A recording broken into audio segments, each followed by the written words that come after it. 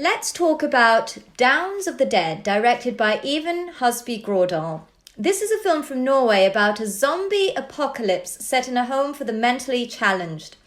Nurse Morton will try to save himself and the residents from impending death. So, Lana, I'll just jump in right away because I was very amused by this comedy horror zombie film. It's cute, it's a feel-good film. And I think the message that it ultimately delivers about solidarity, helping each other in times of danger, and not abandoning the most vulnerable was very important. Maybe it's something we can relate to during these very hard times we are living through, and protecting the ones who are weaker in society. And also, of course, it makes an obvious reference to a milestone in the genre of comedy, of horror, although here we have the element of comedy, which is Dawn of the Dead. And we had the two versions, the one by Romero and then Schneider. And here we have the similar title, Downs of the Dead. So it was very subtle and smart, and also playing around with the title. What do you think about that? Okay, I think the production is really high quality, which, I mean, you can basically see how much effort the crew made to create this piece, the short movie, which is really beautiful. And I also like the idea of diversity when they have a character with some kind of mental health problems and so on, and they also represented there, and I like how it followed the style, this kind of British style horror comedy that was popular 5 years ago. And yeah, this is the good short film to watch, as especially if you like this style. This kind of a horror thing. If you enjoy it, for 100% you're gonna like it. As I remember, when I just started interested in a filmmaker, most of their young directors wish to make this kind of movies. They created horrors by the small budget and expected it to be like this, with this story, with this kind of plot, and so on. So it's probably for a director the dream came true, and he finally made the script that he wished to do 10 or 15 years ago or something. Yes, definitely. And he's entertained us, so he fulfilled his mission.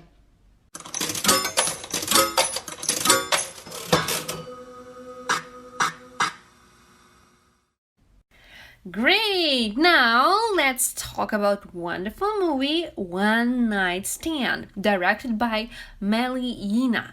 This is a film from Poland about a man in his 30s who is still avoiding adulthood and everything associated with it. He fills his life with partying and one-night stands until one night he picks up Vanda and everything slips out of his control. Okay, so let me jump straight in. First of all, I found this story about how people are dishonest to their partners and themselves. First of all, when they just started the relationship, this is a quite common story when you're like, I am interested in you. It's not so bad. Let's try. And then after 5 years, you're waking up one day and I didn't really want this relationship. So yeah, but from the first point, you just wasn't brave enough to recognize that it's not your cup of tea or something. You just wanted to try it out. So yeah, for me, it's this kind of story. But I will add something a bit later. So Chiara, what do you think? Okay, well, it's interesting, your point of view. For me, it's a different kind of story in terms of being very much attached to the Peter Pan syndrome, which I suppose we all have in some ways. I definitely like to keep my child spirit alive in several ways. But in this case, our director is very much dissecting how this man in his 30s is not ready to commit. So he is stuck between this sort of nowhere land, or since we are referring to Peter Pan, I could say Neverland, because it never really happens. He never really commits. He never really has truly this relationship, or does he? We don't know, because it plays along illusion and reality. And in a way, though, by not committing, he is actually missing out on something. We see towards the end how his life could have actually been great if he went full on and embraced the fact of being in a relationship. And this idea of holding back, of never really wanting to give up a sort of post-adolescence is actually counterproductive. Don't you find also some of these elements? Now when you say it, I think I can agree. So this is the point. This is interesting story to watch because there are different layers. I found one layer, you found a different layer, and now we share it, and this is totally new experience. So yeah, sometimes people are just too close to new life opportunities, and sometimes they like, no, never. I will never go into any kind of relationship, even despite the fact they can enjoy it. Because we can see it in some moments in the movie that he enjoyed to be in the relationship, but then in the other moment he's like, no, I'm a bachelor for 100%. It never happened. So he's kind of a conflict with himself, and this brings me back to my first statement. You have to be honest. It's nothing bad to be in relationship. It's nothing bad to be a bachelor. It's better to be honest and be in balance. When you're in balance with yourself and you are what you need, what you want, what you wish, your life is much easier and much more interesting than you expect. So yeah, I think this is my final conclusion about this story. Yeah, and like to add on top of what you're saying, it's almost as if this character of Peter has constricted himself into this role he has to play of the tombeur de femme, the Casanova, who will never ever have to be in a committed relationship. But there again, he doesn't fully understand what he's missing, because it could actually be a step further into his life, an addition rather than a subtraction. And I also very much liked the way the filmmaker portrays all of this dimension. I think she has a background in psychology as well, because she very well delivers the intricacies of our mind in the way we construct parallel worlds. So I'm sure we've all been through this, that we just build in our heads a possible life if we had taken one decision, or another one if we had taken a different decision. So she just plays it out all on the silver screen of how life could have played differently for Peter if he had taken one choice as opposed to another. So I really also enjoyed that way of portraying this whole subject matter. Yeah, and director also give us the opportunity to think about the female character, because she has her own feelings and her own perspective. Okay, we couldn't see it in the full perspective of her, but on the other hand, we can guess. It's pretty bad when after long-term relationship, your partner just tell you that I've never wanted to be with you. I never planned to be with you so long, and you already put so much effort to this relationship. And many women and men as well went through this path, and it's not typical to speak about it out loud. And this is one more point into score of this movie, that director tried to put this topic on the table and let the audience think what not only men but also women feels in this kind of situation. Yeah.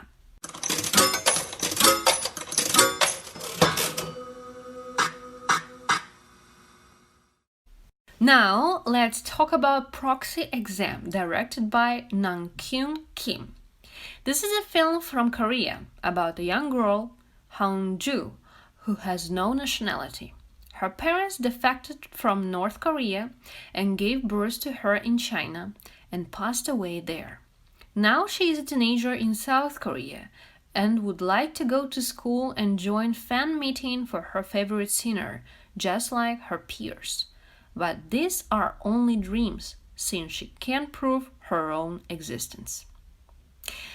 Okay, I will try to start because this is a really complicated topic, and that's great. The director tries to speak about it out loud because we have lots of in South Korea they have lots of teenagers who probably face with the same issues, and the character of the girl is our small window to look into this problem a little bit deeper than just reading it from social networks or newspapers. So what I like about this movie, the actresses acting like amazing, and they're very talented, and we can definitely, there is no questions. And then the way this is kind of slow path movie, but you don't feel it. You definitely into the story, you jump into, and then after how many minutes, like 20 something, you waking up and like, oh, that's cool. Yeah, I think this is my point. So what do you think, Kiara? Yes, I agree with what you're saying in terms of bringing to the screen a very important social issue. And I very much enjoyed how the director intertwined it with the anguish of adolescence. So we have these two levels playing at the same time. And by using these two tools, we are delving into the need of belonging, something very universal. It's not just this teenager who has problems with her immigration status in not being able to belong to a community, to go to school, to do whatever her peers are doing. But it's something that all of us have gone through, puberty and adolescence. And Hyung-ju says at a certain point, my name doesn't belong anywhere. So obviously her status is even more intensified in terms of feeling that she doesn't belong anywhere. And just for an inkling, she manages to acquire the sense of belonging when she steps into the shoes of Juhi's identity, when she takes that proxy exam, when she does go and meet her idol. So it is very, very touching to see this entire topic portrayed within this delicate phase of life, in my opinion. Do you feel that also is very pertinent? Yeah, I think this is a story when you can be anyone but no one in the same time. And how it's important for a person to have the name, not just a title of yourself, but name, when you feel connected with it, and how you can feel frustrated when you don't have your name. It means you don't have your own identity. And I like how the director as well played with their pop culture ideas, and I think it's important that the director took the teenagers as the main characters, because teenagers always took everything more sensitive, and for them these topics is even more difficult to go through than for adults. And this puts us in the same position with this story, so we can relate to the character, we can feel a little bit more, and we can go deeper, we can see the story from different perspective, and through their eyes of a teenager. It's not only a social problem or social or geopolitical issue, it's something that the person even in a different country can go through, because we're born with our names, but sometimes our name doesn't belong to us.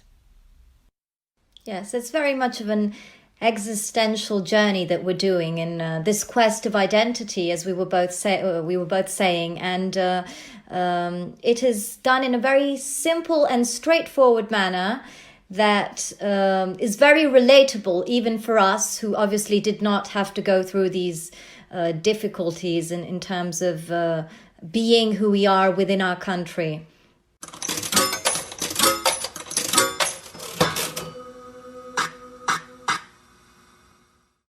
Okay, now let's talk about the film Naked, directed by Kirill Khachaturov. This is an animation film from Russia about a man who inadvertently gained superpowers after an accident in a laboratory. But this transformation causes many problems in his everyday life. Okay, Kiara, you should start. Okay, I wish I could pronounce the filmmaker's name as beautifully as you did. I really liked this eerie and gloomy atmosphere. I thought in terms of style, it was very interesting how these mannequin-like characters were designed. To me, they somehow evoked Amedeo Modigliani with all the long necks.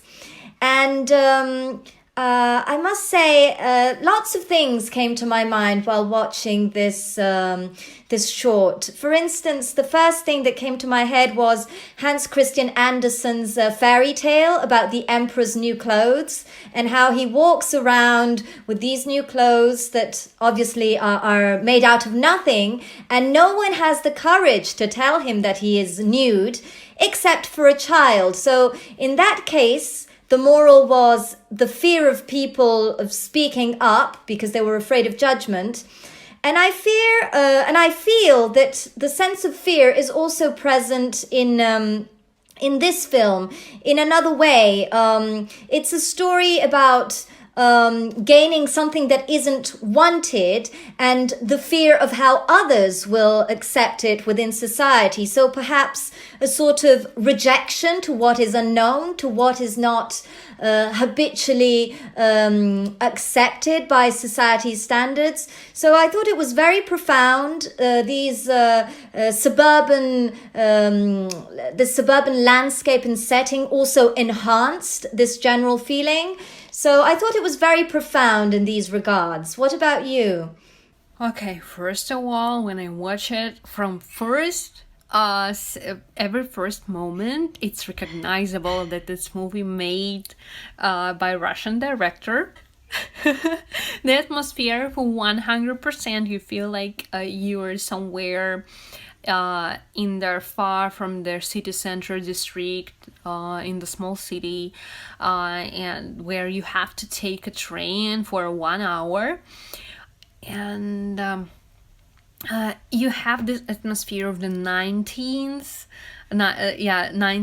end of the 20th century, when it was a little bit when it was huge collapse in Russia and Soviet Union. Everything was destroyed and people felt pretty bad, and it was hard times for everyone. And you have this dusty atmosphere, everything in gray and beige, and you felt it's a little bit cold. It's somewhere around November, and probably because I'm Russian I feel like this. But when I watch it, I came into this emotional condition just in one moment, and I was there during the whole film, and I am like, okay, this director is really cool. I like this movie. It's 100% Russian atmosphere.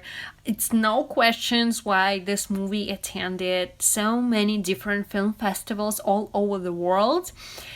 And it's difficult for me to judge this kind of stories.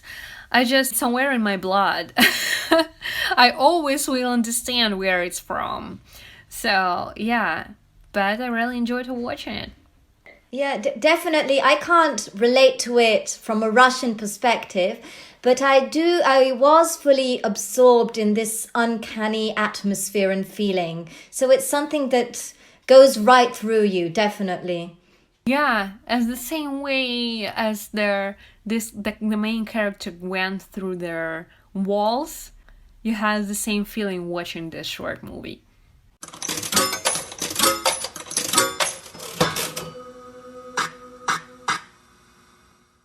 Let's talk about The Van, directed by Ernik Bekiri. This is a film co-produced by France and Albania about Ben, who wants to leave Albania with his father, and to earn the necessary money, he takes part in illegal fights that take place in a van.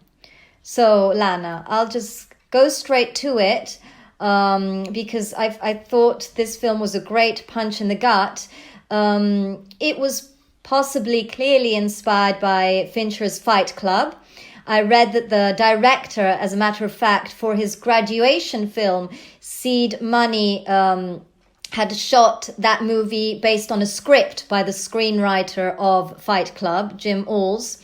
So these are stories that possibly are very dear to him, and he wants to share them with the world. And this is obviously a narrative device, the Fight Club situation, to portray also a very sharp family drama that brings to light the generational differences, the way the father approaches the topic of moving away, of migrating, which he isn't very propense to, as opposed to the son, who's some sort of a hothead and is ready to do anything to leave the country. And there is a kind of reconciliation on this subject matter between father and son.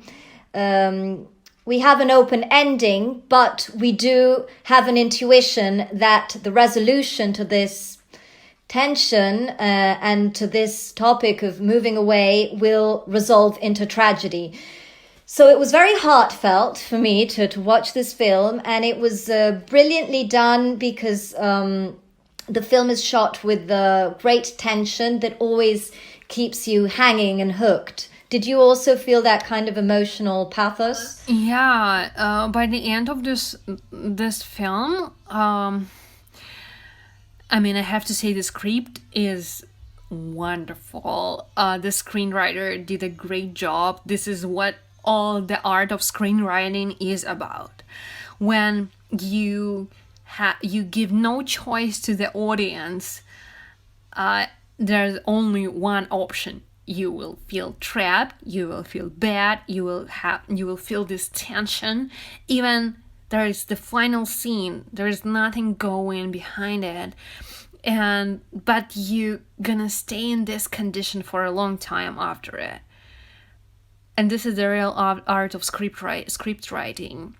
So I can speak about this script for a long time because I watched this movie not one time, not two times, but 5 times. And I tried to realize then from which moment it starts to catch me. And basically, yeah, you see the story. It's obvious. It's drama. But in the final scene, final moment, your mind is totally blowing. And you're like, poof. Yeah. You feel addicted. You want to know what's gonna happen next. You want to be in this tragedy with these 2 characters. But you also have a feeling of what will happen when father and son look at each other, and you know the dynamics between a parent and a child. You know what the parent will do in order to save his child, even if he's a grown man, and how the child, the grown man, is struggling in this dynamic. So wow, boom, as you said.